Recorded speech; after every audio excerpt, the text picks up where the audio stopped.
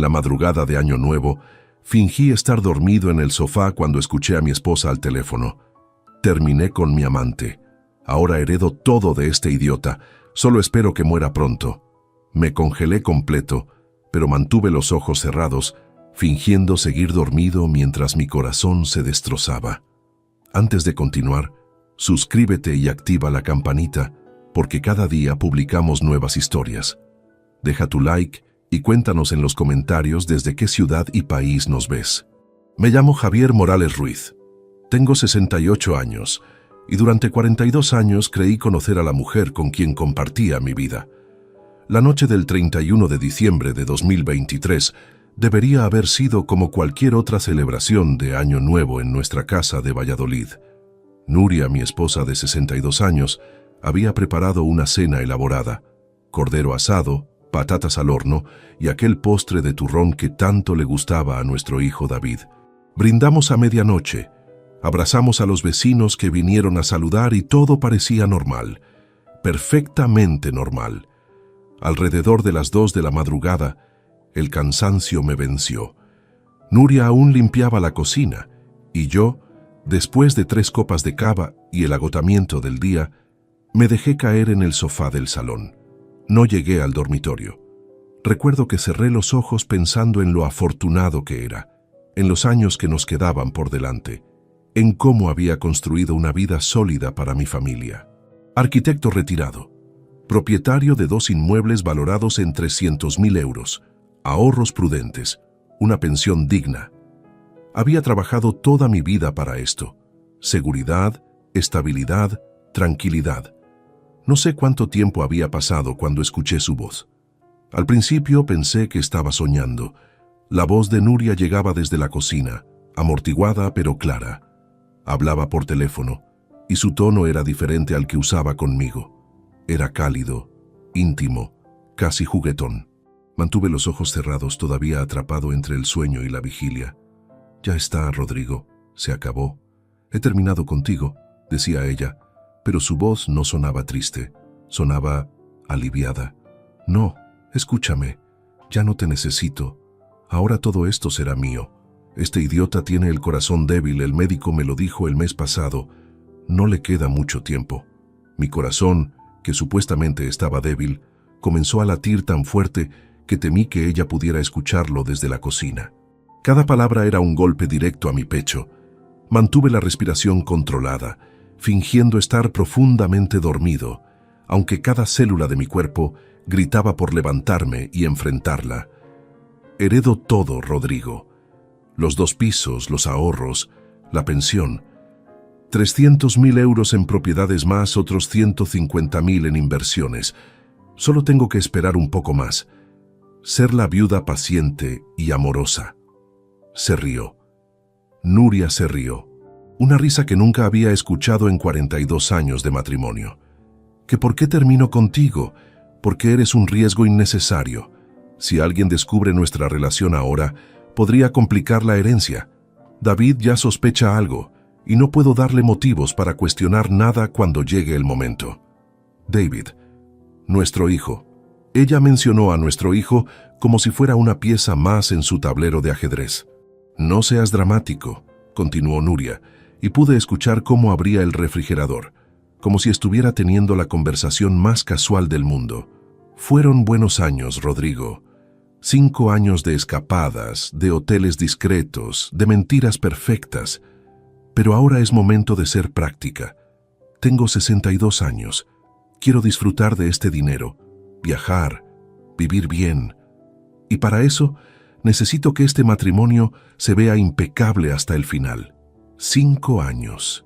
Mientras yo trabajaba en mi último proyecto antes de retirarme, mientras cuidaba de mi madre enferma en 2019, mientras planificábamos nuestro 40º aniversario, ella tenía un amante llamado Rodrigo. «Sí, ya lo sé. Te echaré de menos también», dijo con un tono que dejaba claro que no era verdad. «Pero mírame, amor, soy práctica. Siempre lo he sido. Este viejo tonto nunca sospechó nada en todos estos años. ¿Crees que voy a arruinarlo todo ahora por sentimentalismos? El dinero es real. Tú y yo fuimos solo diversión. Escuché sus pasos acercándose al salón. Cerré los ojos con más fuerza, regulé mi respiración como si estuviera en lo más profundo del sueño. Ella se detuvo junto al sofá. Pude sentir su mirada sobre mí. «Está dormido como un tronco», susurró al teléfono. «Míralo, patético. 42 años creyendo que era el gran proveedor, el arquitecto exitoso, el esposo perfecto. Nunca supo quién era realmente yo. Nunca preguntó, nunca dudó.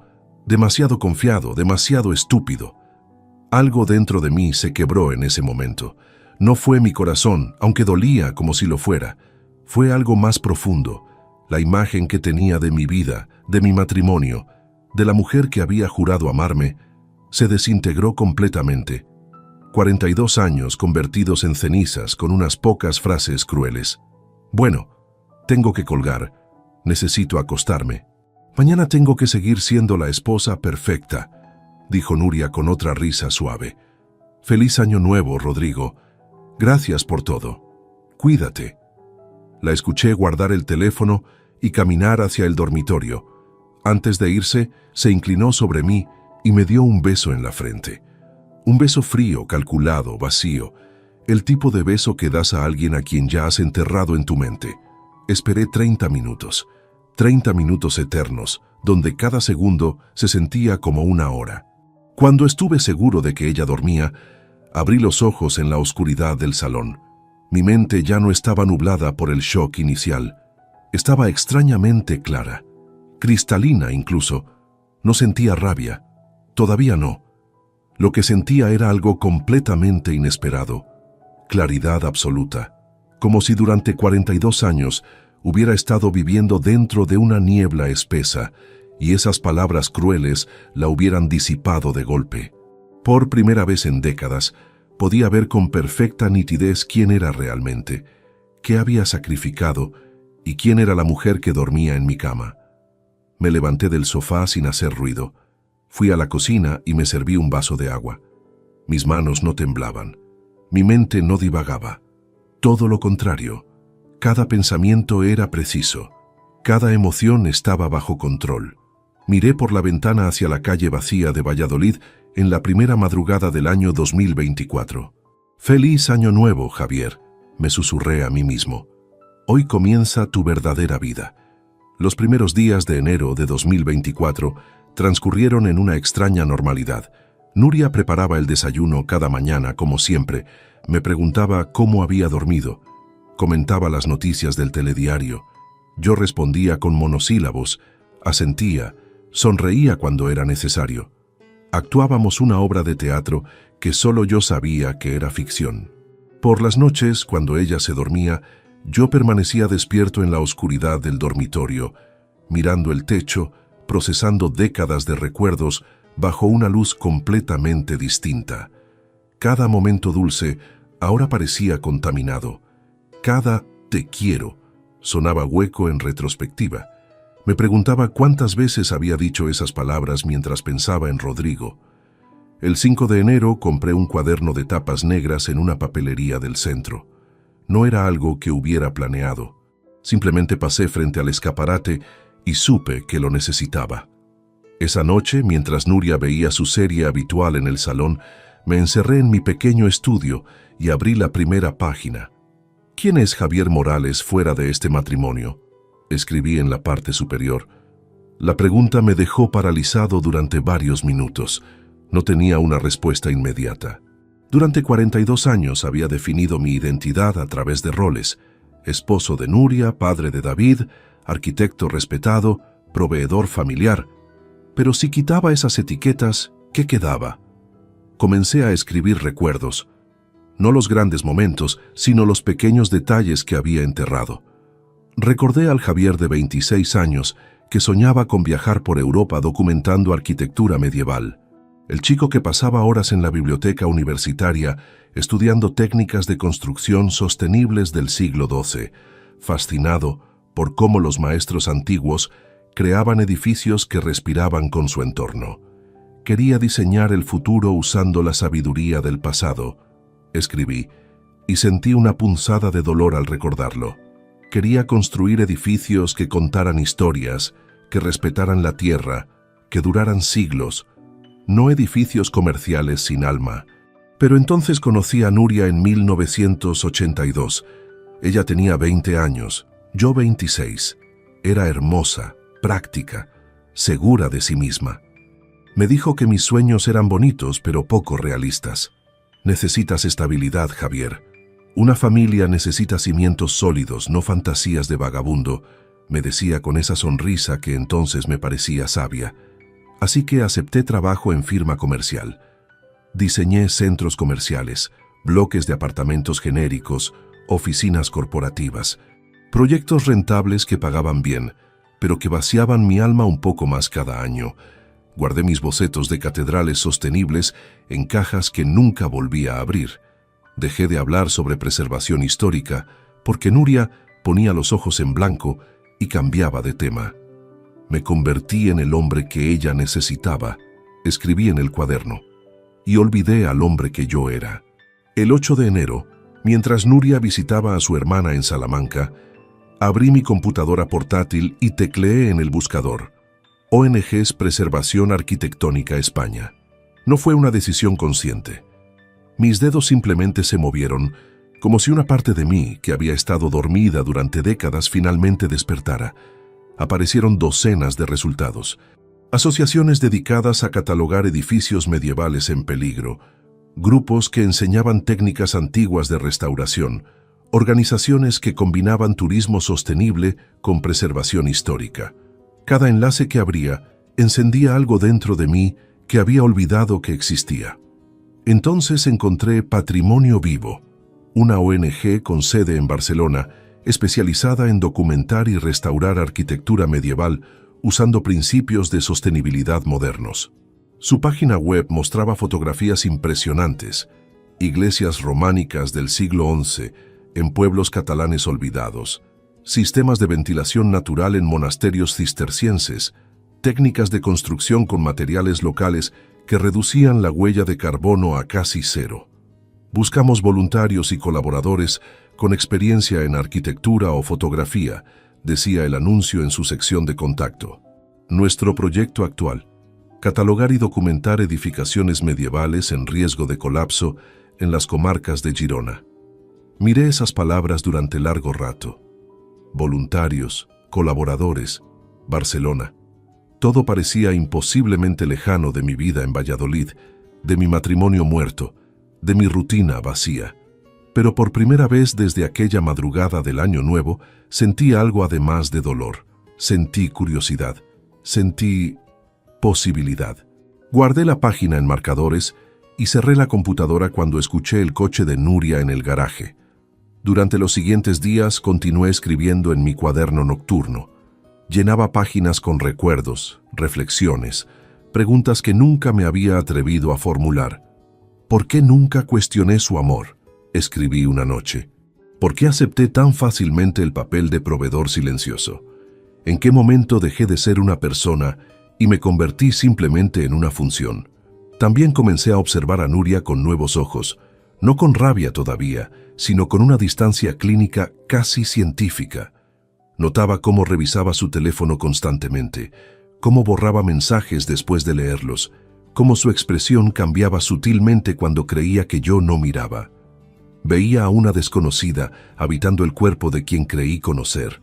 El 15 de enero, mientras ella dormía su siesta habitual, revisé discretamente nuestros documentos financieros guardados en el estudio.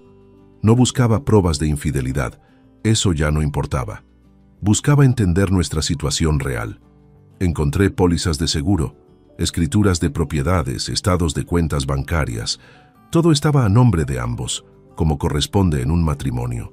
Los 2 pisos valuados en total en 300.000 euros, uno en Valladolid donde vivíamos, otro en Segovia que alquilábamos.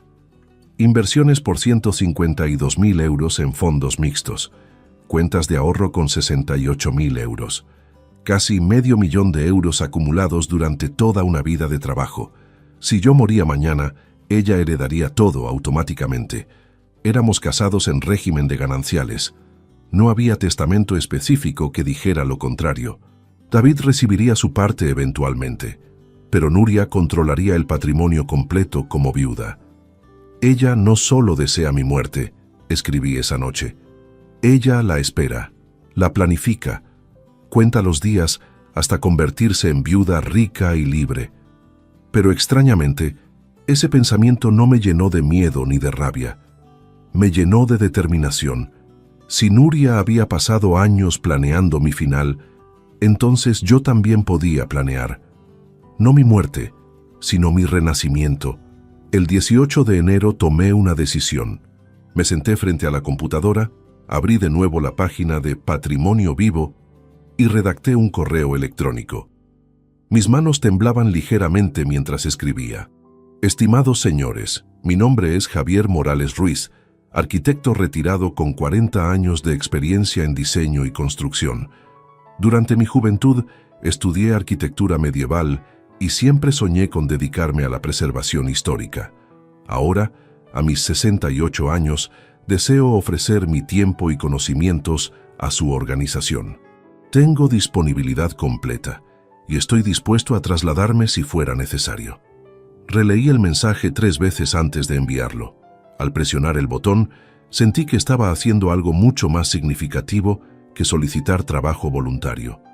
Estaba declarando que Javier Morales todavía existía, que no era solo el idiota que Nuria describió por teléfono, que había un hombre real bajo décadas de roles familiares y ese hombre todavía tenía sueños, pasión, propósito. Cerré la computadora y miré por la ventana del estudio hacia las calles de Valladolid, cubiertas por la nieve de enero. Por primera vez desde aquella terrible madrugada, sonreí. No una sonrisa feliz, sino una sonrisa de reconocimiento. Reconocía finalmente la verdad más importante. Nuria no me había destruido aquella noche, me había liberado. La respuesta de Patrimonio Vivo llegó 3 días después, el 21 de enero. El correo era breve pero cálido. Estimado señor Morales, su perfil nos interesa enormemente. Nos encantaría hablar con usted sobre posibles colaboraciones. ¿Estaría disponible para una videoconferencia la próxima semana? Leí ese mensaje 5 veces. Cada lectura hacía que algo dentro de mí se expandiera un poco más. No era solo la posibilidad de trabajar con ellos. Era la confirmación de que todavía tenía valor más allá del rol de esposo y proveedor, que mis conocimientos importaban, que mi pasión por la arquitectura histórica no había sido simplemente un capricho juvenil olvidable, pero también sabía que necesitaba ayuda, no ayuda legal todavía, sino ayuda para entender qué estaba sucediendo dentro de mi cabeza y mi corazón. El 23 de enero, un antiguo colega arquitecto llamado Miguel me recomendó a alguien durante un café casual en el centro. Si necesitas hablar con alguien que realmente entienda procesos de cambio profundo, busca a Sofía Ramos Prieto, me dijo Miguel mientras removía su cortado. Es terapeuta especializada en lo que ella llama renacimientos tardíos. Ayuda a personas mayores que necesitan redefinirse después de crisis vitales. Mi cuñado la consultó después de su divorcio y dice que le salvó la cordura. Anoté el nombre en una servilleta. Esa noche busqué su página web. Sofía Ramos tenía 54 años, rostro amable en la fotografía, ojos inteligentes que parecían ver más allá de las máscaras sociales. Su biografía mencionaba máster en psicología humanista y especialización en terapia narrativa para adultos mayores en transición. Nunca es tarde para convertirse en quien siempre fuiste, decía la frase destacada en su sitio. Esas palabras resonaron tan profundamente que tuve que cerrar la computadora y caminar un rato por la casa vacía. El 28 de enero entré por primera vez a su consulta en la calle María de Molina. Era un espacio luminoso, paredes color crema, plantas en las esquinas, un sofá cómodo frente a su silla. No había diván psicoanalítico ni atmósfera clínica fría. Se sentía como el salón de alguien que realmente se preocupa. «Cuéntame qué te trae aquí, Javier», dijo Sofía después de los saludos iniciales. Su voz era suave pero directa. Le conté todo. La madrugada del Año Nuevo, las palabras de Nuria, los 5 años de engaño, la sensación de haber vivido 4 décadas dentro de una mentira. Hablé sin parar durante 40 minutos. Ella escuchaba sin interrumpir, asintiendo ocasionalmente, tomando notas breves. Cuando terminé, esperaba lástima o indignación en su rostro. En cambio, vi algo diferente: reconocimiento. ¿Sabes qué es lo más interesante de lo que acabas de contarme?, preguntó Sofía, inclinándose ligeramente hacia adelante. No has mencionado ni una vez la palabra venganza. Tampoco has hablado de querer destruir a tu esposa o recuperar tu matrimonio. En cambio, has hablado de arquitectura medieval, de sueños olvidados, de fotografía, de Barcelona. ¿Te das cuenta de lo que eso significa?, negué con la cabeza, confundido. Significa que tu inconsciente ya tomó una decisión, explicó con una sonrisa pequeña. Tu mente racional todavía procesa el trauma de la traición, pero tu ser más profundo ya está mirando hacia adelante. Ya está reconstruyendo. La pregunta no es si vas a cambiar tu vida, Javier. La pregunta es si vas a permitirte hacerlo sin culpa. Sus palabras me dejaron sin habla. Tenía razón. Cada pensamiento que había tenido desde aquella terrible noche giraba alrededor de qué hacer ahora, cómo construir algo nuevo, dónde encontrar significado auténtico. Nuria se había convertido en parte del paisaje del pasado, no del futuro. Durante las siguientes 3 sesiones en febrero, Sofía me guió a través de ejercicios que nunca imaginé hacer. Escribir cartas que nunca enviaría. Dibujar líneas temporales de mi vida, marcando momentos donde traicioné mis propios sueños. Crear listas de cosas que disfrutaba hacer antes de casarme. Pero el ejercicio más transformador llegó en nuestra 4ª sesión, el 14 de febrero. Sofía me entregó una hoja en blanco y un bolígrafo. Imagina que un médico te dice que tienes solo 6 meses de vida, comenzó, mirándome directamente. 6 meses donde tu salud se mantiene estable, donde puedes moverte, pensar, actuar libremente. Pero solo 6 meses. Escribe exactamente qué harías con ese tiempo. No pienses en dinero, obligaciones o qué dirá la gente. Solo escribe tu verdad. Mi mano tembló mientras escribía la primera línea. Me mudaría a Barcelona inmediatamente. Las palabras fluyeron después de eso como agua liberada de una presa rota. Trabajaría con patrimonio vivo, documentando edificios medievales. Aprendería fotografía profesional para capturar la belleza de la arquitectura antigua. Caminaría por las calles góticas al amanecer. Conocería personas apasionadas por la historia y la preservación. Diseñaría proyectos de restauración sostenible. Escribiría artículos sobre técnicas constructivas olvidadas. Daría charlas sobre por qué el pasado arquitectónico importa para nuestro futuro. Cenaría en pequeños restaurantes del Born, compartiendo ideas con desconocidos que se convertirían en amigos. Dormiría cada noche sabiendo que viví ese día siendo auténticamente yo. Cuando terminé, mis ojos estaban húmedos. Sofía leyó lo que escribí en silencio. Ahora respóndeme esto con total honestidad, dijo después de un largo momento. ¿Qué te impide hacer exactamente esto, sin esperar una sentencia de muerte? La pregunta me golpeó como un puño en el estómago. Abrí la boca para responder con las razones obvias. Mi matrimonio, mi responsabilidad, mi edad, el qué dirán, la estabilidad, el miedo al cambio. Pero cuando intenté pronunciar esas palabras, todas sonaban huecas. Excusas, prisiones que yo mismo había construido. Nada, susurré finalmente. No hay absolutamente nada que me lo impida excepto mi propio miedo y mi lealtad a una vida que ya está muerta. Sofía asintió lentamente. El ejercicio de los 6 meses funciona porque nos obliga a priorizar con brutal honestidad. Elimina todo lo superfluo y revela qué realmente importa. Pero aquí está la verdad más poderosa, Javier. No necesitas una sentencia de muerte para vivir así. Puedes elegir esa vida ahora. Hoy, mañana, la semana que viene. Esa noche llegué a casa y Nuria estaba viendo televisión en el sofá. Me preguntó cómo había estado mi día con ese tono de interés fingido que ahora reconocía perfectamente. Le dije que bien, que había caminado por el centro, que hacía frío. Pero por dentro, algo fundamental había cambiado. Ya no me sentía atrapado. Me sentía en vísperas de algo grande, como un arquitecto frente a un terreno vacío, lleno de posibilidades infinitas. El 19 de febrero respondí al correo de Patrimonio Vivo, aceptando la videoconferencia. El 22 tuve la llamada con su coordinadora, una mujer llamada Montserrat, que me explicó sus proyectos actuales en las comarcas de Girona. Me habló de iglesias románicas del siglo XI en riesgo, de técnicas de restauración que respetaban materiales originales, de la necesidad desesperada de documentar estos edificios antes de que se perdieran para siempre. ¿Tendría disponibilidad para colaborar presencialmente desde Barcelona?, preguntó Montserrat hacia el final de la conversación.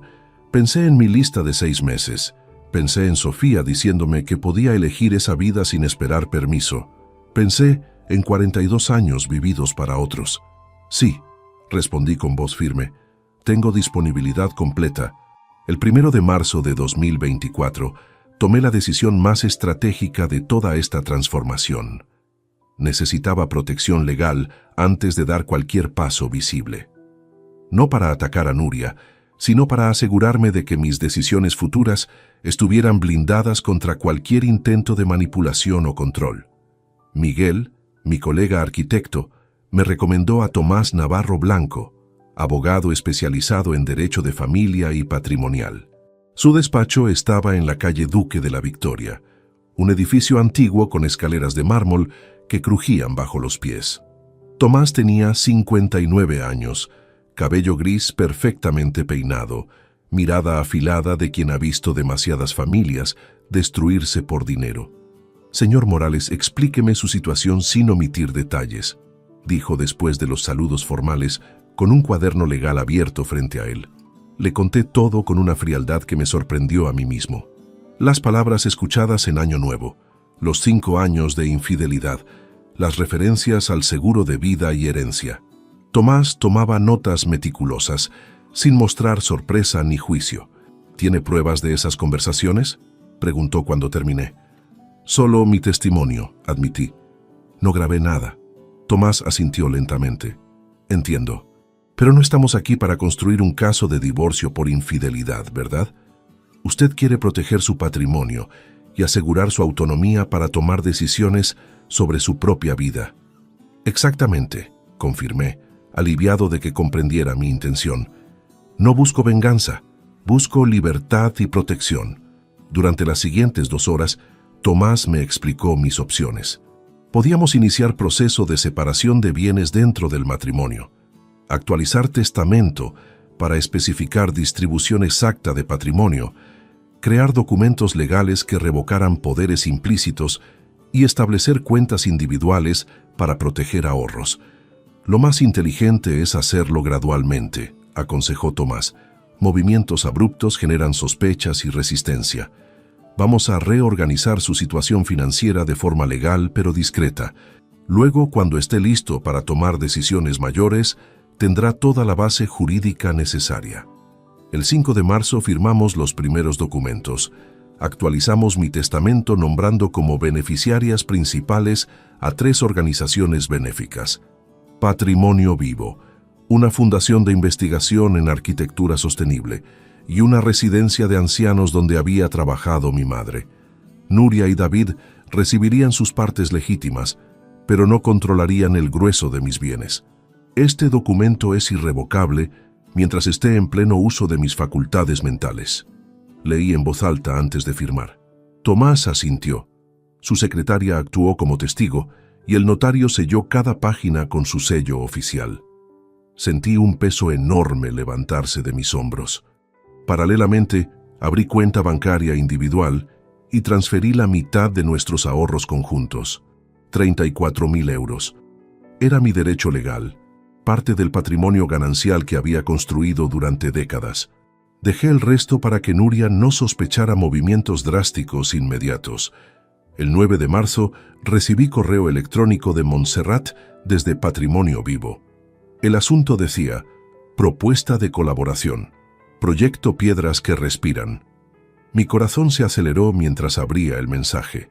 Estimado Javier, después de nuestra conversación y revisar su experiencia profesional, nos gustaría invitarle formalmente a colaborar en nuestro proyecto de catalogación fotográfica de arquitectura románica en las comarcas de Girona. El proyecto se llama Piedras que respiran, y busca documentar edificaciones medievales que utilizaban principios de ventilación natural, uso de materiales locales y diseño bioclimático. Su experiencia como arquitecto sería invaluable para analizar estas técnicas constructivas. Estaría interesado en una colaboración de 6 meses inicialmente, con posibilidad de extensión. Leí ese párrafo 3 veces. No era simplemente trabajo voluntario, era un proyecto real, con propósito definido que combinaba exactamente todo lo que había soñado: arquitectura histórica, sostenibilidad, documentación, preservación. Respondí ese mismo día, aceptando la invitación. Montserrat me envió más detalles. Necesitaría estar basado en Barcelona, viajar a pueblos de Girona para inspeccionar edificios, aprender fotografía arquitectónica para documentar hallazgos, trabajar con historiadores y otros arquitectos del equipo. Fotografía arquitectónica. Esa frase se quedó resonando en mi mente. Nunca había estudiado fotografía formalmente, pero siempre me había fascinado cómo las imágenes podían capturar no solo formas, sino atmósferas, historias, almas de edificios. El 12 de marzo busqué cursos de fotografía en Barcelona. Encontré uno perfecto: Fotografía y Diseño para la Sostenibilidad en la Universitat Politécnica de Cataluña. Era un programa semestral para profesionales que querían combinar documentación visual con principios de arquitectura sustentable. Las clases comenzaban en abril. Me inscribí sin consultar a nadie. Pagué la matrícula de 1.200 euros desde mi cuenta individual. Cuando recibí el correo de confirmación, sentí euforia mezclada con terror. Estaba comprometiéndome a algo concreto. Ya no eran solo fantasías escritas en cuadernos nocturnos. Era real. Esa noche, durante la cena, Nuria comentó casualmente sobre un programa de televisión que había visto. Yo apenas escuchaba. Mi mente estaba en Barcelona, en edificios románicos esperando ser documentados, en aulas universitarias donde aprendería técnicas fotográficas, en una vida completamente distinta que se materializaba día a día. ¿Estás bien, Javier?, preguntó ella con ese tono de preocupación fabricada. Te veo muy callado últimamente. Estoy perfectamente, respondí con una sonrisa tranquila, solo pensando en proyectos futuros. No mentí. Solo omití especificar que esos proyectos no incluían nuestro matrimonio muerto. El 18 de marzo, durante mi sesión semanal con Sofía, le conté todos los avances: el testamento actualizado, las cuentas separadas, la invitación de patrimonio vivo, la inscripción al curso de fotografía. Estás construyendo tu salida, observó Sofía con aprobación. Pero también estás construyendo tu llegada. No solo huyes de algo doloroso, corres hacia algo significativo. Esa diferencia es crucial. Tenía razón. Cada decisión que tomaba no era reactiva, sino proactiva. No actuaba desde el dolor de la traición, sino desde el deseo de autenticidad. La herida de aquella madrugada del Año Nuevo todavía dolía, pero ya no dictaba mis movimientos. Yo dictaba mis movimientos.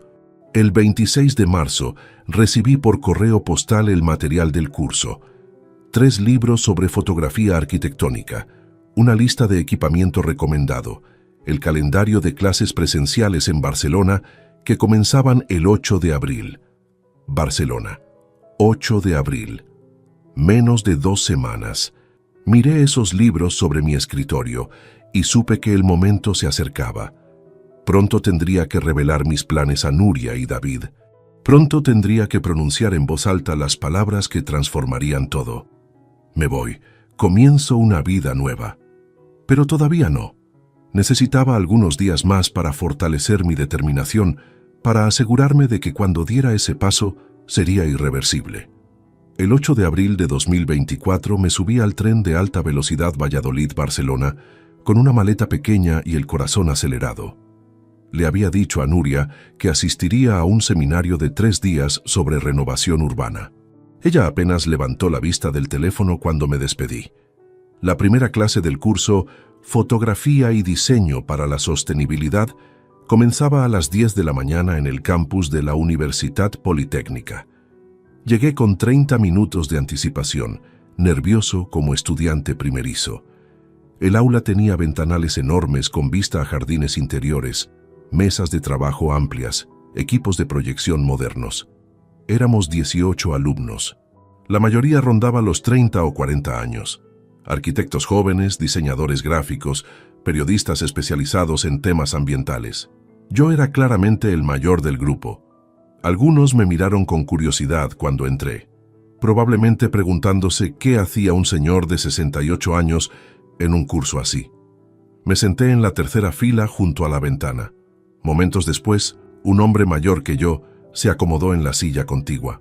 Tenía cabello completamente blanco, rostro curtido por el sol, ojos azules brillantes llenos de vivacidad.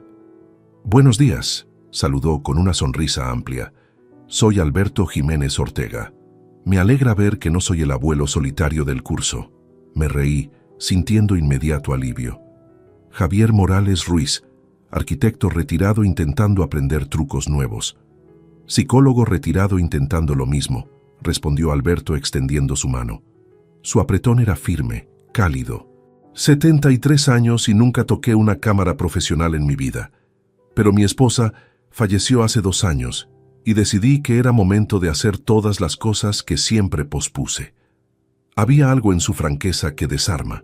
No había autocompasión en su voz al mencionar a su esposa, solo aceptación serena y determinación hacia adelante.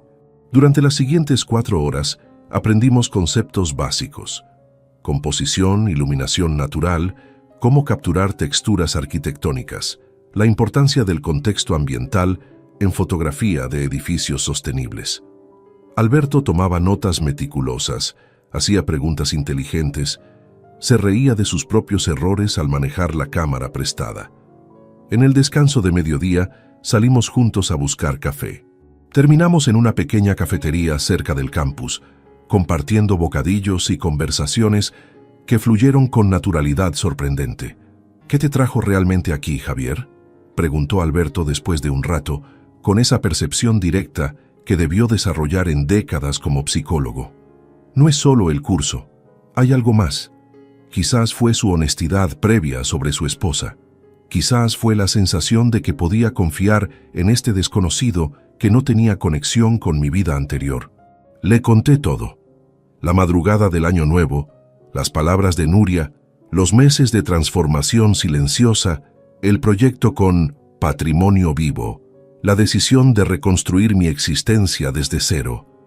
Alberto escuchó sin interrumpir, asintiendo ocasionalmente. Cuando terminé, permaneció en silencio largo rato mirando su taza de café. «¿Sabes cuál es el error más común que cometemos cuando nos traicionan?», preguntó finalmente. «Dedicamos toda nuestra energía a castigar al traidor. Construimos casos legales, buscamos venganza, nos consumimos en demostrar quién tenía razón. Y mientras tanto, seguimos definiendo nuestra vida en relación a ellos. Cambiamos de prisión, pero seguimos prisioneros».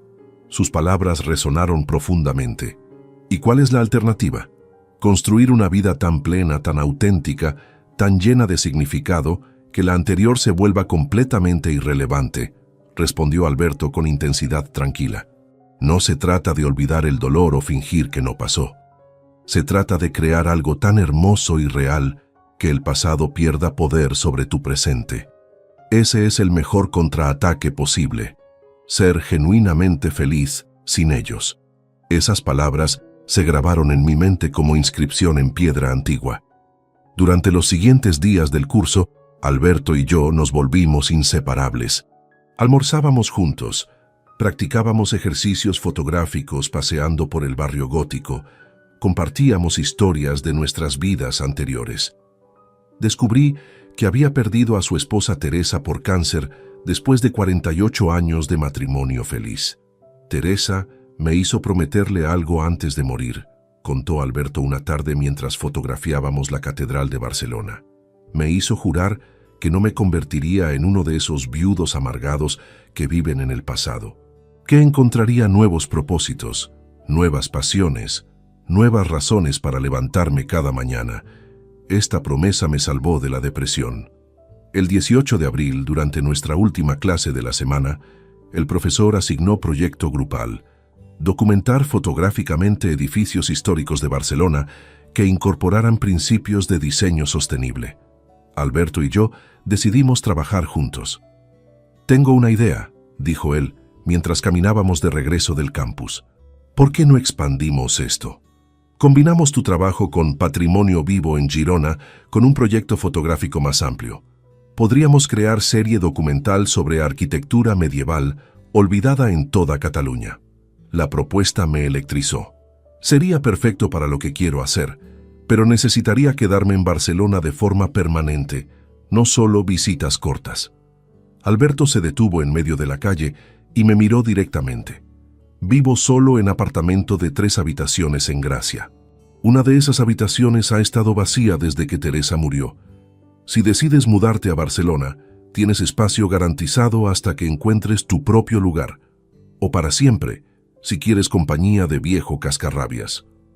Me quedé sin palabras. Este hombre que conocía desde hacía solo 10 días me ofrecía hogar, colaboración, amistad genuina. «Alberto, eso sería... no sé qué decir». «Di que sí», respondió simplemente. «Los hombres de nuestra edad no tenemos tiempo para dudas innecesarias. O hacemos las cosas que importan, o dejamos que el tiempo decida por nosotros». Esa noche, en mi habitación de hotel barcelonés, escribí en mi cuaderno: «He encontrado no solo un proyecto, sino un aliado. Alguien que entiende que la vida puede comenzar de nuevo a cualquier edad. Alberto no es solo un amigo nuevo, es confirmación de que elegí el camino correcto». El 22 de abril regresé a Valladolid con claridad absoluta sobre lo que debía hacer. Ya no era cuestión de si me mudaría a Barcelona, sino de cuándo y cómo lo anunciaría. Tenía el proyecto con Patrimonio Vivo, el curso de fotografía, un colaborador entusiasta y un lugar donde vivir. Todos los elementos estaban alineados, solo faltaba el momento del anuncio definitivo. El 1 de mayo de 2024 desperté con una certeza cristalina. Había llegado el momento. Ya no podía postergar lo inevitable. Cada día adicional en aquella casa era un día robado a la vida que me esperaba en Barcelona. Durante el desayuno, observé a Nuria preparar café, moverse por la cocina con esa familiaridad de 4 décadas, revisar su teléfono con sonrisa discreta que ahora reconocía como señal de mensajes ocultos. Me pregunté si Rodrigo había regresado a su vida o si había encontrado nuevo cómplice para sus planes. Ya no importaba. «Nuria, necesito que organices una cena familiar este sábado», dije con voz tranquila mientras untaba mermelada en mi tostada. «Invita a David. Tengo anuncios importantes que hacer». Ella levantó la mirada, sorprendida por mi tono inusualmente firme. «¿Anuncios de qué tipo?» «Sobre nuestro futuro. El mío específicamente», respondí sin elaborar más. «Por favor, asegúrate de que David venga. Es fundamental que ambos estén presentes». Hay confusión en sus ojos, quizás un destello de preocupación, pero asintió. «Claro, le llamaré hoy mismo». Los siguientes días fueron extrañamente serenos. Yo ya había tomado todas las decisiones. Los documentos legales estaban firmados y archivados. Mi cuenta bancaria individual contenía los fondos necesarios. Alberto esperaba en Barcelona con habitación lista. Patrimonio Vivo tenía mi calendario de incorporación. El curso de fotografía continuaría en 2 semanas. El sábado 4 de mayo, David llegó a las 8 de la noche. Mi hijo de 40 años, barba cuidadosamente recortada, traje casual costoso, que probablemente había pagado con alguna de las ayudas mensuales que le transfería desde hacía años. Lo abracé como siempre, pero con la distancia emocional de quien observa a extraño familiar. Nuria había preparado cordero asado, igual que en Año Nuevo. La ironía no pasó desapercibida para mí. Cenamos con conversación superficial. El trabajo de David en consultoría financiera, los vecinos de Nuria, el clima primaveral. Cuando terminamos el postre, serví 3 copas de vino tinto y me aclaré la garganta. «Os pedí venir esta noche porque necesito comunicaros decisiones importantes sobre mi vida», comencé con voz firme y serena. «Durante los últimos 4 meses he hecho reflexión profunda sobre quién soy ¿Y qué quiero para los años que me quedan? Nuria dejó su copa en la mesa con movimiento cauteloso. David me miraba con atención creciente. He decidido divorciarme, dije sin preámbulos ni dramatismo. Iniciaremos proceso de separación amistosa lo antes posible. Nuria recibirá exactamente lo que le corresponde legalmente, según nuestro régimen de gananciales, ni más ni menos. El silencio que siguió fue absoluto. Nuria palideció. Sus labios se entreabrieron, pero no emitió sonido. David se inclinó hacia adelante, claramente confundido. ¿Qué? Papá, ¿de qué hablas?, preguntó David con voz tensa. ¿Por qué diablos querrías divorciarte después de 42 años? Porque he comprendido que he vivido 4 décadas siendo quien otros necesitaban que fuera, y ahora quiero vivir siendo quien realmente soy, respondí con calma que me sorprendió a mí mismo. Además, me mudo a Barcelona dentro de 4 días. ¿Barcelona? La voz de Nuria finalmente emergió, aguda y temblorosa. ¿Te has vuelto loco, Javier? ¿Qué hay en Barcelona? Mi nueva vida, expliqué mirándola directamente a los ojos. He aceptado colaboración con organización llamada Patrimonio Vivo. Trabajaré documentando y preservando arquitectura medieval en las comarcas de Girona. También estoy cursando fotografía arquitectónica en la Universitat Politécnica. Viviré allí de forma permanente. David soltó carcajada incrédula. ¿Fotografía? ¿Preservación de edificios viejos? Papá, tienes 68 años. No puedes simplemente abandonar tu vida por algún capricho repentino. No es capricho, David. Es el sueño que abandoné cuando tenía tu edad para construir la estabilidad que creía que mi familia necesitaba. Respondí sin rastro de hostilidad. Ahora retomo ese camino. Nuria se puso de pie bruscamente. Esto es ridículo. ¿Qué pasará con esta casa? ¿Con nuestras finanzas? ¿Con todo lo que construimos juntos? El abogado Tomás Navarro ya tiene toda la documentación preparada, expliqué con paciencia. Recibirás tu parte justa del patrimonio. La casa puede venderse o quedártela asumiendo la hipoteca restante, tú decides. He separado mi parte de los ahorros. Mi testamento está actualizado. Todo está en orden legal. ¿Ya tienes abogado? ¿Ya separaste dinero? La voz de Nuria subió una octava. ¿Cuánto tiempo llevas planeando esto? Desde enero, admití honestamente. Desde que me di cuenta de verdades fundamentales sobre nuestra relación que prefiero no discutir públicamente. Basta decir que este matrimonio está muerto hace mucho tiempo y mantener la farsa no beneficia a ninguno. Vi algo cruzar su rostro. Miedo, culpa, comprensión repentina de que quizás sabía más de lo que ella pensaba. David intentó otro ángulo. Papá, sé razonable. Estás pasando por algún tipo de crisis de edad. Todos pasamos por eso. No tomes decisiones permanentes basadas en sentimientos temporales. Me giré hacia mi hijo con expresión que debió transmitir algo que lo hizo callar. David, también necesito comunicarte algo, dije manteniendo tono tranquilo. A partir de este momento, dejarás de recibir las transferencias mensuales de 1.200 euros que he estado enviándote durante los últimos 10 años. Tienes 40 años, educación excelente, trabajo estable. Es momento de que construyas independencia financiera completa. Su rostro se descompuso. ¿Me estás cortando? ¿Así, sin más? No te estoy cortando. Estoy dejando de ser tu red de seguridad eterna. Confío en que puedes sostenerte solo. De hecho, sé que puedes. Respondí con firmeza amorosa. Te di 40 años de apoyo.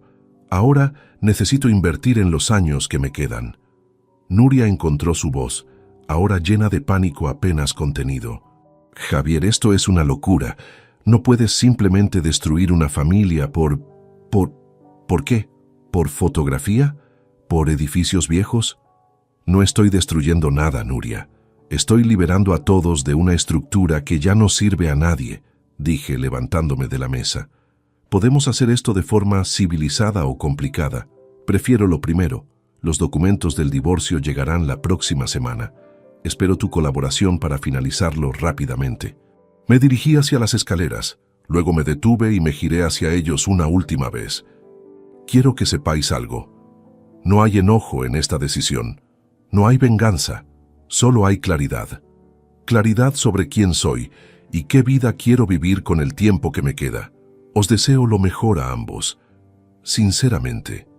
Subí a mi habitación dejándolos en la mesa, procesando el terremoto que acababa de desatar. Escuché voces alzadas abajo, discusiones acaloradas, pero no bajé. Esa conversación ya había terminado. 2 días después, el 6 de mayo, cargué mi coche con 3 maletas de ropa, mi cámara nueva, los libros del curso y el cuaderno negro donde había escrito mi transformación. Nuria no salió a despedirme. David había llamado 2 veces intentando hacerme entrar en razón, pero no respondí. Conduje hacia Barcelona con ventanas abiertas, música clásica sonando y sensación de libertad que no había experimentado en 42 años. Llegué al apartamento de Alberto en el barrio de Gracia al atardecer del 6 de mayo. Él me esperaba en la puerta del edificio, un bloque modernista de 1920 con fachada de cerámica y balcones de hierro forjado. Me abrazó como si fuéramos amigos de toda la vida, no conocidos de apenas un mes. «Bienvenido a tu nuevo hogar, Javier», dijo tomando una de mis maletas. «Prepárate para el mejor capítulo de tu vida». El apartamento era espacioso y luminoso, con techos altos, suelos de mosaico hidráulico original y ventanas enormes que daban a un patio interior lleno de plantas. La habitación que Alberto me asignó tenía cama doble, escritorio de madera maciza, estantería vacía esperando ser llenada y ventanal con vista a los tejados del barrio. «Teresa decoró este cuarto para nuestra hija cuando nos visitaba», explicó Alberto apoyado en el marco de la puerta. «Pero ella vive en Alemania y casi nunca viene.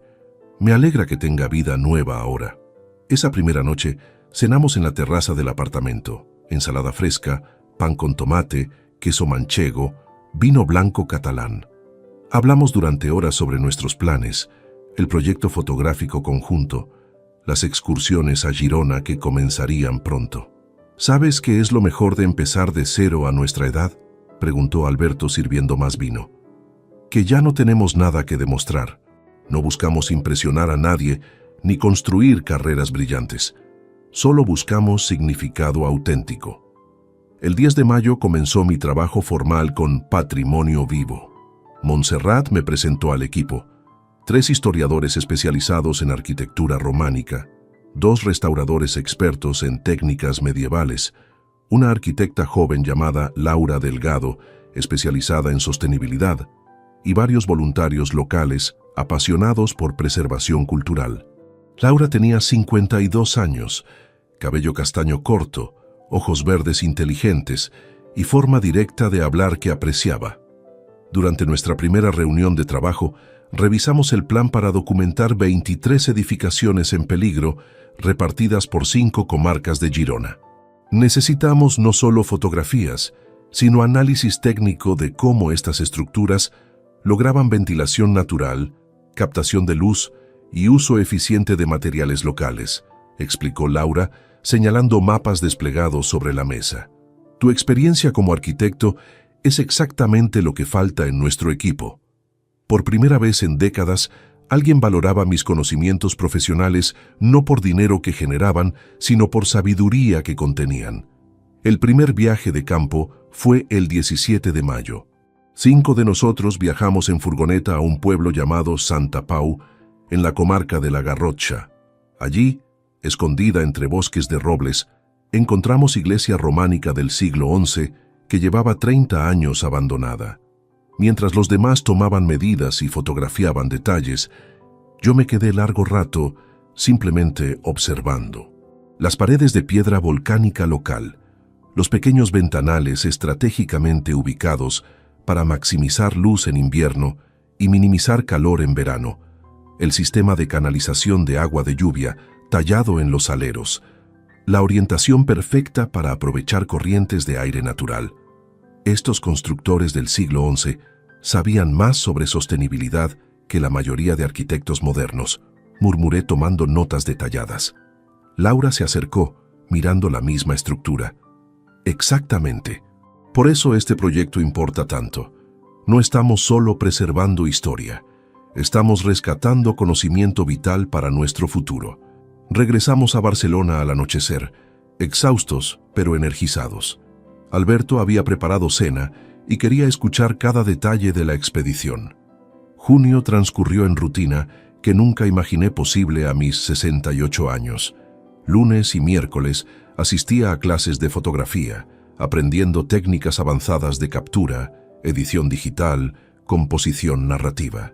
Martes y jueves trabajaba en la oficina de Patrimonio Vivo, organizando expediciones, analizando planos históricos, redactando informes técnicos. Viernes realizábamos viajes de campo a diferentes pueblos de Girona. Los fines de semana, Alberto y yo explorábamos Barcelona con nuestras cámaras. Documentábamos arquitectura modernista, rincones góticos olvidados, mercados tradicionales, vida urbana contemporánea.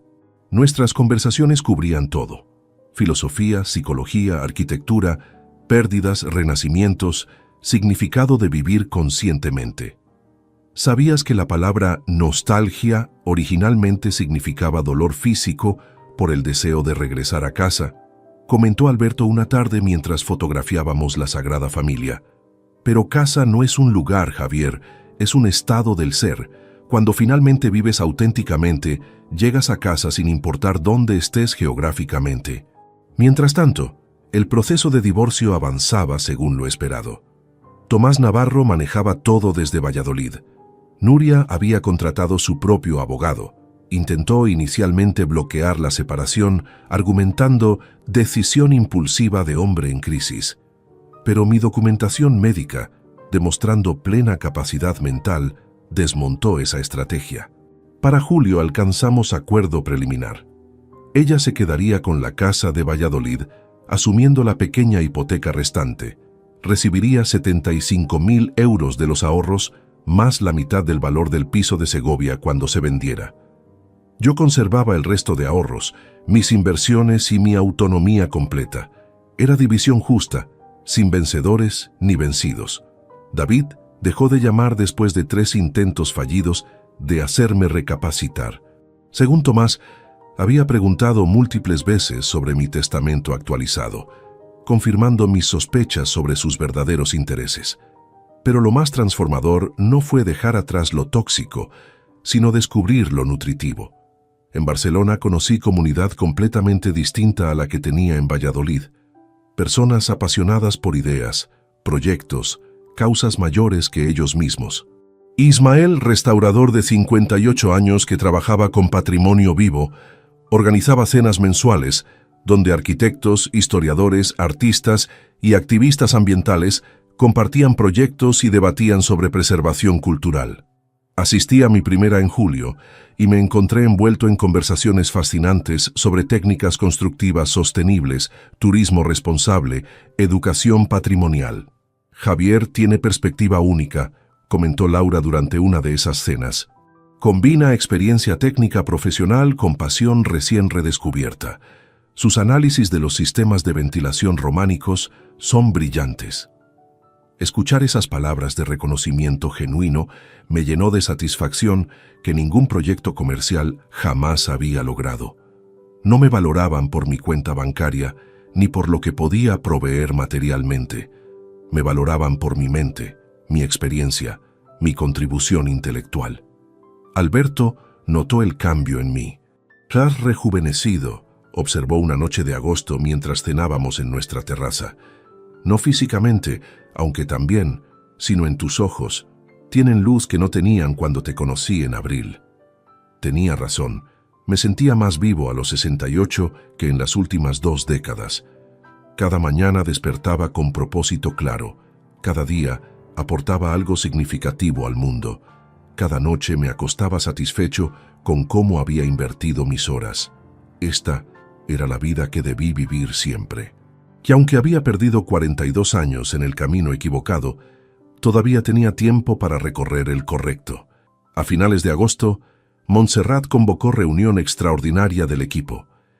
Teníamos acumuladas más de 1.200 fotografías de las 19 edificaciones visitadas hasta ese momento. Yo había redactado análisis técnicos detallados de cada una, documentando sistemas constructivos, materiales utilizados, principios de diseño bioclimático aplicados por maestros medievales. Esto es demasiado valioso para quedarse solo en nuestros archivos, declaró Montserrat, revisando el material en pantalla grande. Deberíamos buscar alguna forma de exhibición pública. Laura, que había trabajado estrechamente conmigo en los informes técnicos, sugirió algo ambicioso. ¿Qué tal una exposición fotográfica combinada con paneles explicativos sobre las técnicas sostenibles? Podríamos llamarla Piedras que Respiran, mostrando cómo estos edificios antiguos literalmente respiraban con su entorno. El nombre me erizó la piel. Piedras que Respiran. Perfecto. Capturaba exactamente la esencia de lo que habíamos documentado. Arquitectura viva, orgánica, en diálogo constante con naturaleza y clima. El 3 de septiembre sometimos propuesta a Galería Espai Cultural, pequeño pero prestigioso espacio de arte contemporáneo en el Born, especializado en proyectos de contenido social y ambiental. La directora, una mujer llamada Elizabeth Pons, revisó nuestro portafolio durante 2 semanas. La respuesta llegó el 18 de septiembre. Aceptaban la exposición para inauguración en octubre. Tendríamos 3 semanas para preparar todo, seleccionar las mejores 60 fotografías, diseñar paneles informativos, crear material educativo complementario, organizar charla inaugural. El trabajo fue intenso, pero exaltante. Laura y yo pasábamos horas en la oficina de Patrimonio Vivo seleccionando imágenes, debatiendo cuáles contaban mejor la historia de cada edificio. Alberto, con su ojo artístico desarrollado durante el curso, ofrecía opiniones valiosas sobre composición y narrativa visual. Durante esas sesiones largas de trabajo, conocí mejor a Laura. Arquitecta graduada de la Politécnica en 1994, había trabajado 20 años en firmas comerciales antes de desilusionarse completamente con la construcción insostenible y especulativa. Diseñaba torres de cristal que consumían energía obscena solo para mantener temperatura tolerable. Me contó una tarde mientras editábamos fotografías. Un día calculé la huella de carbono de un proyecto mío y me di cuenta de que ese edificio generaría más contaminación en 10 años que lo que yo podría compensar en toda mi vida. Renuncié al día siguiente. Había algo profundamente atractivo en su honestidad radical, no solo intelectualmente, sino emocionalmente. Laura era lo opuesto a Nuria, auténtica donde la otra había sido calculadora, apasionada por ideas donde la otra solo valoraba seguridad material, abierta sobre sus vulnerabilidades donde la otra había construido fachadas impenetrables. ¿Sabes qué me fascina de estos edificios románicos?, dijo Laura, señalando fotografía de iglesia de Santa Pau, que fueron construidos por personas que nunca verían el edificio terminado, proyectos que tomaban generaciones. Construían para el futuro, no para beneficio inmediato. Esa es la mentalidad que necesitamos recuperar. Sus palabras resonaban con algo que había aprendido durante estos meses. La verdadera creación requiere paciencia, visión a largo plazo, disposición a plantar árboles bajo cuya sombra nunca descansarás. El 26 de septiembre, mientras preparábamos los últimos detalles de la exposición, mi teléfono sonó mostrando nombre que no veía desde mayo. David. Dudé antes de contestar. Finalmente acepté la llamada. «Papá», su voz sonaba tensa, casi desesperada. «Necesito hablar contigo urgentemente. Es importante». «Te escucho, David. Necesito ayuda financiera. Es emergencia real. Tengo deudas que no puedo cubrir y si no pago en 2 semanas voy a perder el coche y posiblemente mi apartamento». Respiré profundo. Parte de mí había anticipado esta llamada desde mayo. «¿Cuánto necesitas?» 20.000 euros. Soltó la cifra sin preámbulos. 20.000 euros. Era cantidad significativa, pero que yo podía cubrir sin problema. En el pasado lo habría hecho sin cuestionar, pero ya no era ese hombre. «David, ¿cómo llegaste a esta situación?», pregunté con tono tranquilo pero firme. «Tienes trabajo estable, ganas salario decente, según me dijiste». Silencio incómodo del otro lado. «He tenido gastos imprevistos». Inversiones que no salieron bien. Mala racha. O quizás te acostumbraste durante 10 años a vivir por encima de tus posibilidades porque sabías que papá siempre te rescataría con sus 1.200 euros mensuales. No había enojo en mi voz, solo observación fáctica. Papá, no es momento para sermones. Necesito ayuda real. Tienes razón. Necesitas ayuda real. Pero no del tipo que pides, respondí observando por la ventana los tejados del Born. David, te di 40 años de apoyo económico constante. Te pagué la mejor educación. Te rescaté de problemas financieros incontables veces. Te transferí más de 140.000 euros en la última década entre mesadas y ayudas extraordinarias. Exactamente, papá. Siempre has estado ahí. ¿Por qué ahora? Porque nunca aprendiste a sostenerte solo. Lo interrumpí con firmeza amorosa. Yo te fallé permitiendo esa dependencia. Creí que te estaba ayudando, pero en realidad te impedía crecer. Ya no voy a cometer ese error. ¿Me estás diciendo que no? Su voz subió de volumen incrédula. Te estoy diciendo que confío en tu capacidad de resolver esto por ti mismo. Vende el coche si es necesario. Busca apartamento más económico. Ajusta tu estilo de vida a tus ingresos reales. Estos son pasos que debes dar solo. No puedo creer que seas tan egoísta. ¿Todo esto es porque decidiste tener tu crisis de mediana edad en Barcelona? La rabia reemplazaba la desesperación en su tono. No es egoísmo, David. Es permitirte descubrir tu propia fuerza. Yo invertí décadas construyendo vida que no era mía. No quiero que repitas mi error. Tienes 40 años.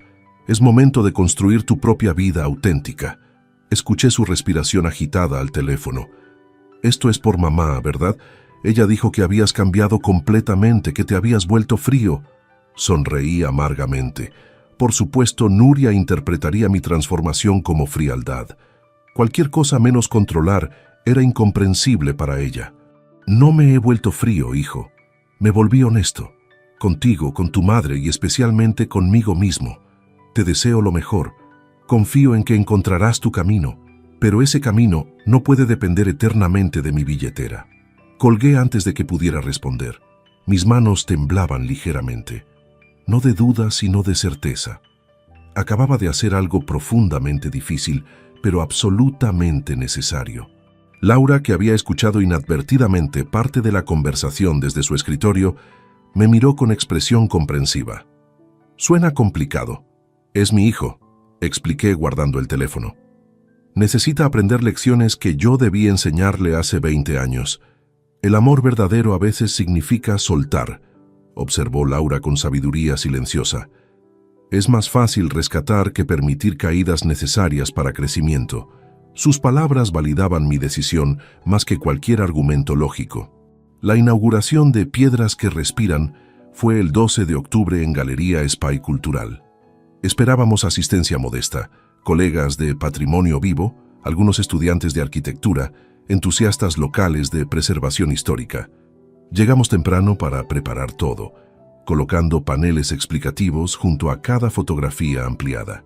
Alberto insistió en usar su traje gris Oxford que había guardado desde su época de conferencias académicas.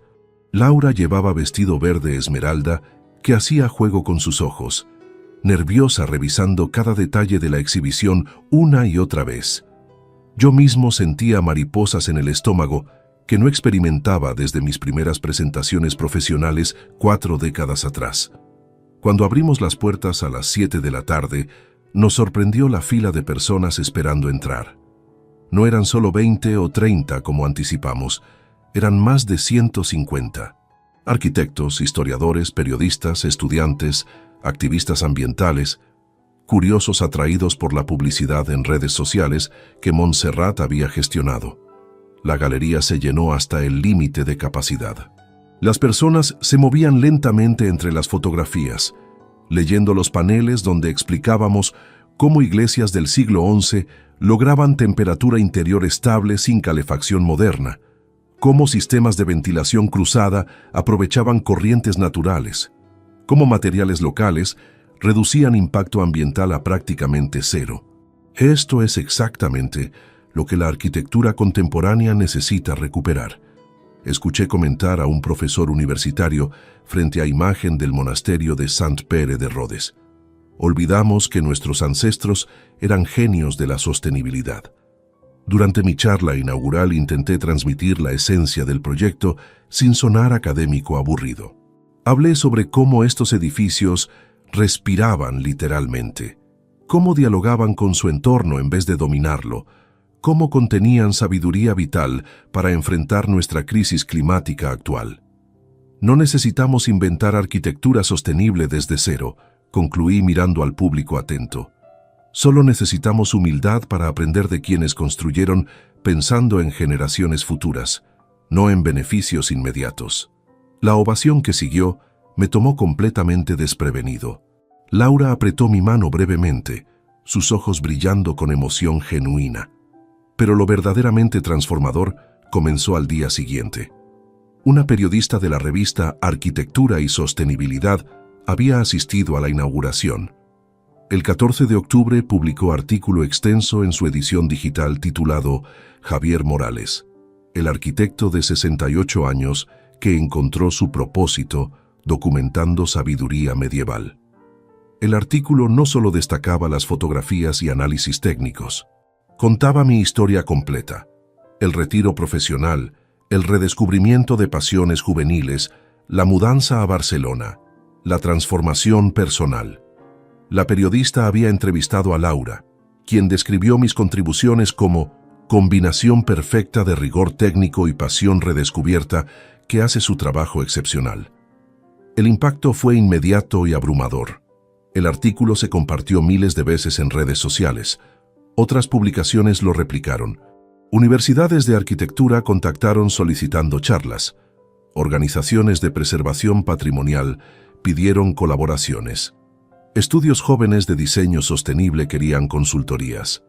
En 3 días, mi correo electrónico acumuló 243 mensajes. Mi teléfono no dejaba de sonar con solicitudes de entrevistas. Alberto me encontró una tarde sentado frente a la computadora completamente abrumado. No entiendo qué está pasando, admití señalando la bandeja de entrada desbordada. Solo documenté edificios viejos con pasión. ¿Por qué tanto interés? Alberto se sentó junto a mí con sonrisa sabia. Porque tu historia no es solo sobre arquitectura, Javier. Es sobre nunca ser demasiado tarde para vivir auténticamente. Tocas algo universal. Cada persona que lee sobre ti se pregunta, ¿qué pasiones he abandonado yo?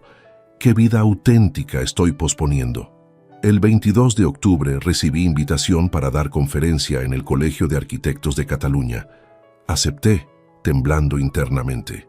600 personas llenaron el auditorio. Hablé durante 90 minutos sobre técnicas constructivas medievales, mostré fotografías ampliadas, respondí preguntas técnicas complejas. La audiencia profesional me trataba como experto respetado, no como aficionado retirado jugando con hobby nostálgico. Después de la conferencia, Laura me esperaba en el vestíbulo con expresión emocionada. Javier, necesito proponerte algo. ¿Tienes unos minutos? Fuimos a cafetería cercana. Ella desplegó cuaderno lleno de notas y bocetos.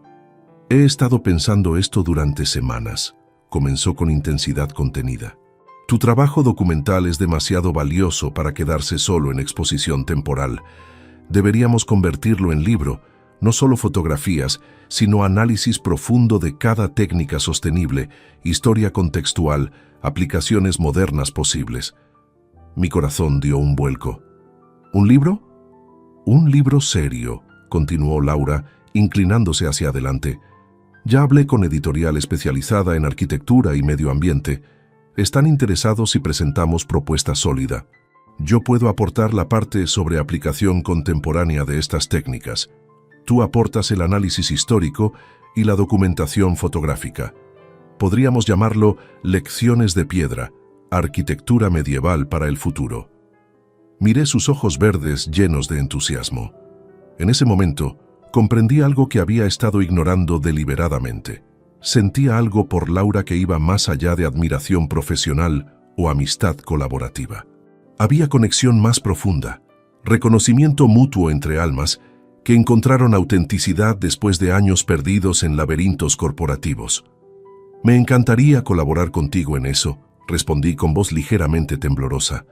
Sería honor trabajar tan estrechamente en proyecto así. Ella sonrió, y por un momento nuestras manos se tocaron sobre la mesa antes de apartarse con timidez consciente. Durante las siguientes semanas, trabajamos intensamente en la propuesta editorial. Pasábamos tardes enteras en cafeterías barcelonesas, bibliotecas, el apartamento que compartía con Alberto, organizando estructura del libro, seleccionando material fotográfico, redactando capítulos preliminares. Alberto observaba nuestras interacciones con sonrisa cómplice, pero no comentaba nada directamente. Una noche, después que Laura se fue, me sirvió whisky y dijo simplemente: Teresa estaría feliz de ver que aún hay espacio en este mundo para conexiones genuinas entre personas maduras que se reconocen mutuamente. No necesité preguntar a qué se refería. Alberto veía lo que yo apenas comenzaba a admitir ante mí mismo. El 8 de noviembre, la editorial Sostenibilidad Construida aceptó formalmente nuestra propuesta. Contrato para libro de 250 páginas, plazo de entrega de 8 meses, adelanto de 12.000 euros a dividir entre ambos. No era fortuna, pero validaba que nuestro trabajo tenía valor comercial además de académico. Esa noche celebramos los tres en la terraza del apartamento. Alberto, Laura y yo. Brindamos con cava catalán bajo estrellas mediterráneas. Laura me miró durante el brindis con intensidad que hizo que mi corazón de 68 años latiera como adolescente. Algo estaba comenzando. No solo un proyecto editorial, algo mucho más significativo que todavía no me atrevía a nombrar en voz alta. El 13 de noviembre recibí llamada de Tomás Navarro desde Valladolid. Su voz sonaba satisfecha cuando dijo: «Javier, tengo excelentes noticias. El juez firmó la sentencia definitiva de divorcio. Está finalizado». Después de 6 meses de trámites, documentos, negociaciones, mi matrimonio de 42 años había terminado oficialmente. Esperaba sentir algo dramático en ese momento. Alivio, tristeza, rabia. En cambio, sentí simplemente paz. Como cuando terminas de leer libro largo y cierras la última página con reconocimiento tranquilo de que esa historia ya concluyó. ¿Cuál es el resultado final?, pregunté sentándome en mi escritorio del apartamento. Tomás leyó los términos.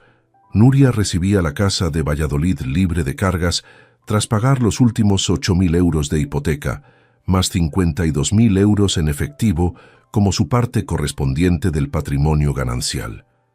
Yo conservaba el piso de Segovia, mis inversiones valoradas en 104.000 euros, mis ahorros personales y mi pensión completa sin obligación de compartirla. «Es división justa y limpia», confirmó Tomás. Ella intentó argumentar que merecía más por los años de matrimonio, pero el juez aplicó estrictamente la ley de gananciales. Cada uno recibe proporcional a lo que aportó y generó durante el matrimonio.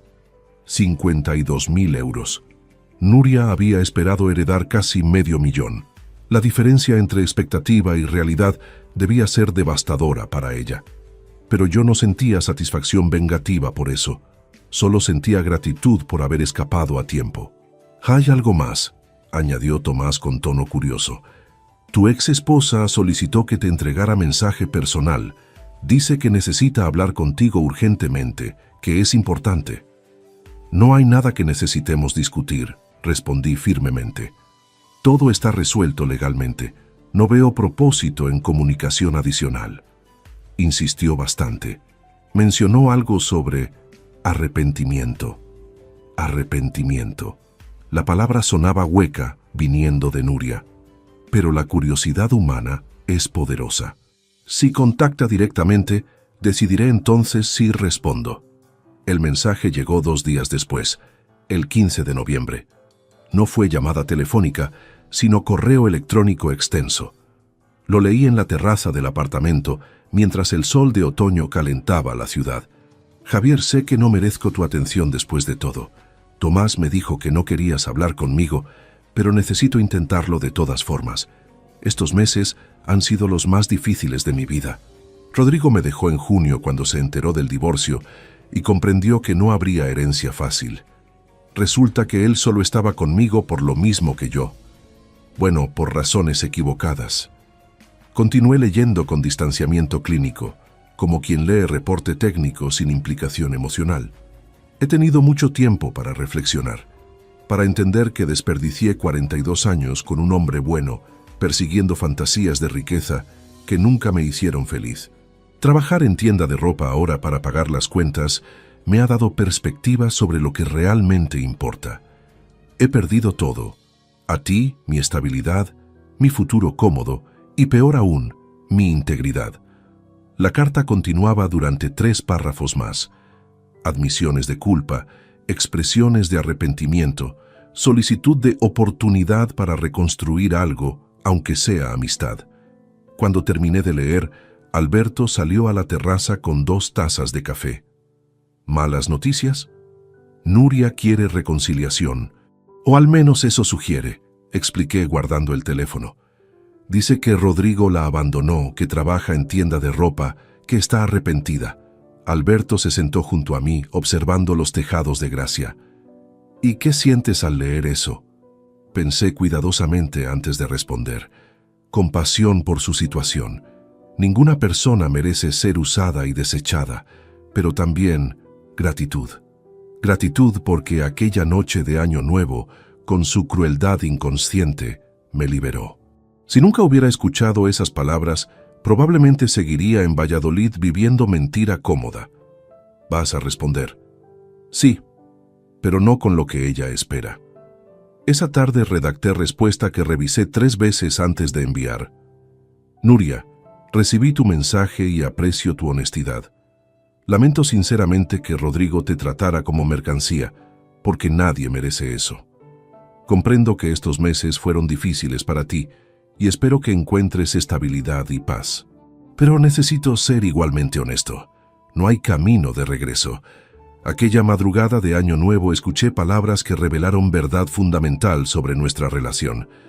No te culpo por esa verdad. En cierto modo, te agradezco. Me diste el empujón necesario para despertar de 4 décadas donde había traicionado mis propios sueños. Hoy vivo en Barcelona haciendo trabajo que amo, rodeado de personas que valoran quien realmente soy.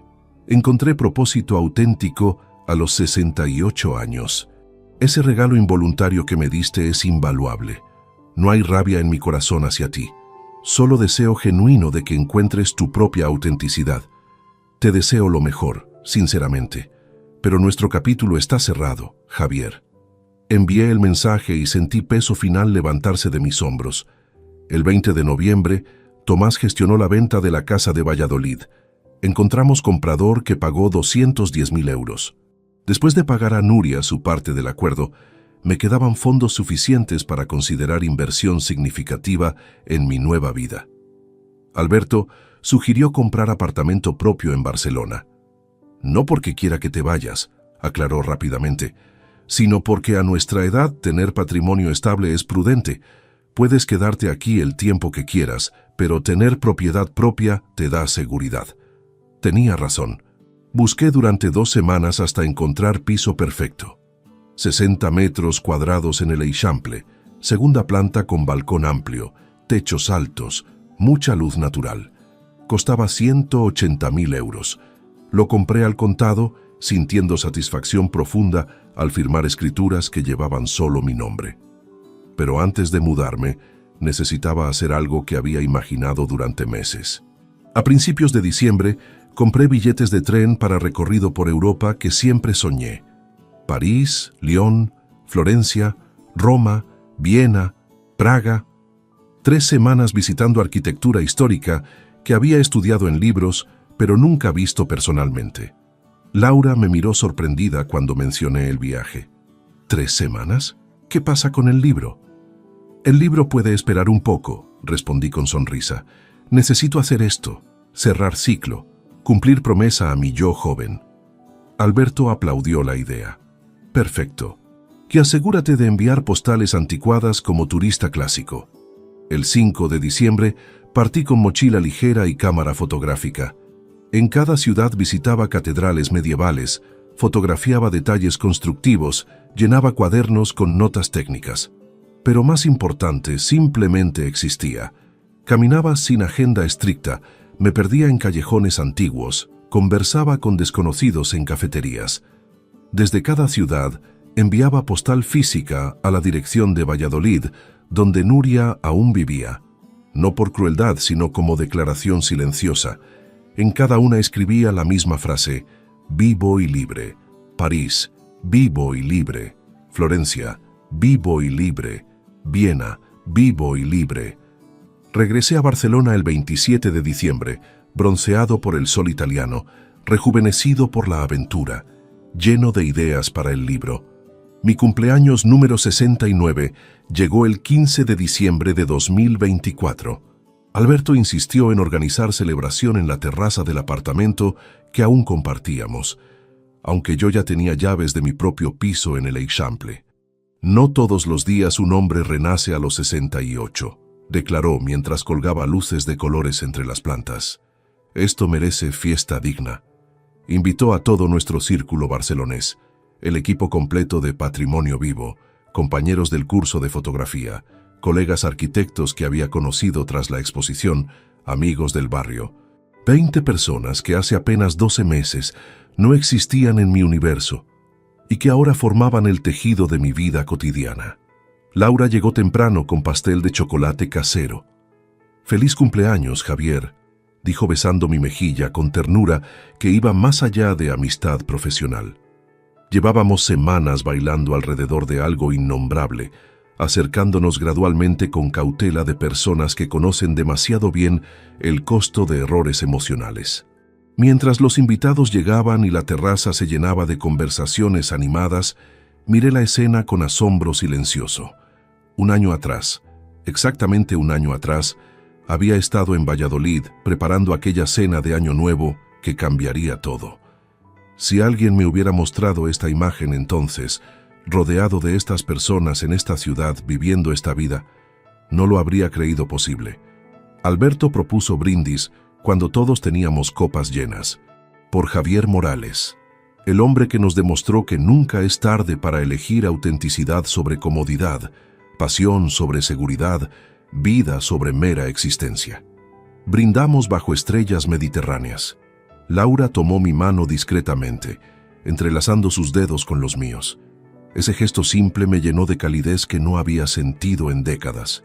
Más tarde, cuando la fiesta se calmó y solo quedábamos Alberto, Laura y yo limpiando platos, sonó mi teléfono. Mensaje de Miguel, mi antiguo colega de Valladolid que mantenía contacto ocasional. «Javier, pensé que querrías saber. Me crucé con Nuria en el centro comercial. Trabaja en Zara, sección de descuentos. Se veía muy cambiada, envejecida. Me preguntó por ti con nostalgia evidente. También supe que tu hijo David vendió su BMW y se mudó a apartamento compartido. Al parecer las deudas eran serias. Espero que tú estés bien en tu nueva vida». Leí el mensaje 2 veces. Esperaba sentir satisfacción vengativa, algún rastro de «te lo dije». En cambio, sentí solo compasión distante. Nuria estaba viviendo consecuencias de sus decisiones, igual que yo vivía las consecuencias de las mías. La diferencia era que mis decisiones me habían llevado hacia luz, mientras las suyas la habían llevado hacia oscuridad que ella misma creó. David vendiendo su coche, aprendiendo finalmente a vivir dentro de sus medios reales. Quizás era la lección más valiosa que podía darle, permitirle enfrentar realidad sin mi red de seguridad eterna. El amor verdadero a veces significa soltar, como Laura había dicho meses atrás. No respondí el mensaje, simplemente guardé el teléfono y regresé a mi presente, donde Laura secaba copas tarareando música suave y Alberto organizaba sobras de comida. Los días siguientes al cumpleaños transcurrieron en rutina que había llegado a adorar. Mañanas trabajando en capítulos del libro con Laura en cafeterías del Born. Tardes documentando edificios históricos para Patrimonio Vivo. Noches en mi nuevo apartamento leyendo, escribiendo en mi cuaderno, planeando próximas expediciones fotográficas. La víspera de Año Nuevo, exactamente 12 meses después de aquella madrugada que lo cambió todo, caminaba solo por la playa de la Barceloneta al amanecer. El Mediterráneo brillaba bajo sol naciente. Las olas rompían suavemente contra la arena. Gaviotas trazaban círculos en cielo naranja y rosa. Me senté en la arena fría y saqué mi cuaderno negro, ese mismo donde había comenzado a escribir en enero, cuando todavía vivía en Valladolid. Releí las primeras páginas, las preguntas desesperadas, las dudas paralizantes, el dolor crudo de descubrir que tu vida entera era construcción falsa. Luego leí las páginas recientes, descripciones de edificios románicos que había documentado, reflexiones sobre técnicas constructivas sostenibles, notas sobre conversaciones profundas con Alberto y Laura, planes para el libro, sueños sobre proyectos futuros. Eran dos personas diferentes escribiendo en el mismo cuaderno. El primer Javier estaba muriendo dolorosamente. El segundo estaba naciendo con esfuerzo heroico. Escribí entrada final en esa última página disponible. 31 de diciembre de 2024. Hace exactamente un año, escuché palabras que debieron destruirme. Heredo todo de este idiota. Nuria tenía razón sobre una cosa. Había un idiota en ese matrimonio. Un hombre que traicionó sus propios sueños durante 42 años, que se convirtió en función en vez de persona, que midió su valor por lo que proveía en lugar de quién era. Ese idiota murió aquella madrugada. Tardó meses en desvanecerse completamente, pero finalmente se fue. En su lugar nació hombre que siempre estuvo ahí, esperando permiso para existir. Este hombre documenta piedras antiguas que respiran, enseña sobre sostenibilidad medieval, escribe libros con mujer extraordinaria que ve su alma, vive en ciudad que late con creatividad y posibilidad, tiene amigos genuinos que lo valoran por su mente y corazón. A los 69 años, finalmente vivo, no sobrevivo, no existo, vivo. Cerré el cuaderno y observé el sol elevarse completamente sobre el horizonte marino. Laura llegaría en una hora para desayunar juntos antes de la cena de Año Nuevo que Alberto había organizado. El libro estaba programado para publicación en marzo de 2025. 3 universidades querían que diera conferencias el próximo semestre. Patrimonio Vivo había propuesto expandir el proyecto a otras regiones de España. El futuro brillaba con promesas concretas, no con fantasías vagas. Me puse de pie, sacudí arena de mis pantalones y comencé a caminar de regreso por la playa. El viento mediterráneo despeinaba mi cabello gris, el sol calentaba mi rostro, mis piernas aún fuertes me llevaban con paso firme hacia mi nueva vida. Aquella terrible frase escuchada hace un año no me había destruido, me había liberado. Nuria no me había traicionado, me había despertado. El dolor no me había quebrado, me había transformado. Y mientras caminaba por esa playa barcelonesa en la última mañana del año, susurré palabras que eran oración, declaración y verdad absoluta. Murió el idiota que fingía ser. Nació el hombre que siempre fui. Si esta historia te ha gustado, apóyanos con un like, suscríbete al canal y déjanos tus opiniones en los comentarios. Para escuchar la siguiente historia, haz clic en la caja que aparece a la izquierda. Gracias por acompañarnos.